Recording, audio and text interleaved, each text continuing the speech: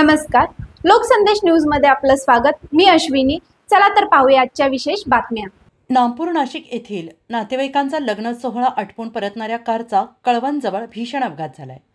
नामपूर येथील बधान कुटुंबियांची कार चालकाचे नियंत्रण सुटल्याने नाशिक कळवण रस्त्यालगत कोल्हापूर फाट्याजवळ एका बंगल्यावर कार आदळली।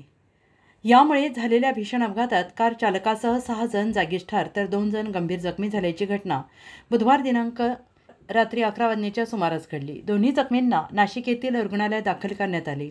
अपघाताच्या वृत्तामुळे नामपूर शहरावर शोककळा पसरली आहे। नामपूर येथील बधान कुटुंबीय नाशिक येथे नातेवाईकाच्या लग्न सोहळ्यासाठी गेले होते। सोहळा आटपून सटाणा येथे परतत असताना कार क्रमांक MH41BE 5443 चालकाचे नियंत्रण सुटल्याने कार विठोबा शंकर अहेर यांच्या बंगल्यावर जाऊन आदळली।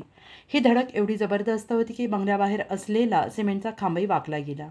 अपघातामध्ये शैला वसंत बधान वय वर्ष 62, त्यांची जाऊ सरला भालचंद्र बधान वय वर्ष 50, चालक खलीक महमूद पठाण वय वर्ष 50 राहणार नामपूर तालुका सटाणा, तसेच माधवी मेतकर वय वर्ष 32 आणि त्यांची मुलगी त्रिष्णा मेतकर वय वर्ष 5, उत्कर्ष मेतकर वय वर्ष 12 राहणार देवळा हे ठार झाले, तर भालचंद्र बधान वय वर्ष 52 राहणार नामपूर हे गंभीर जखमी झालेत।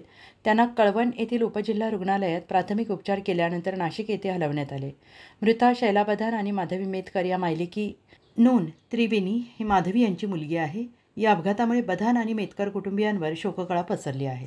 अशाच विशेष घडामोडींसाठी आमच्या YouTube चॅनलला सबस्क्राइब करा, फेसबुकला लाईक करा आणि इन्स्टाला फॉलो करा।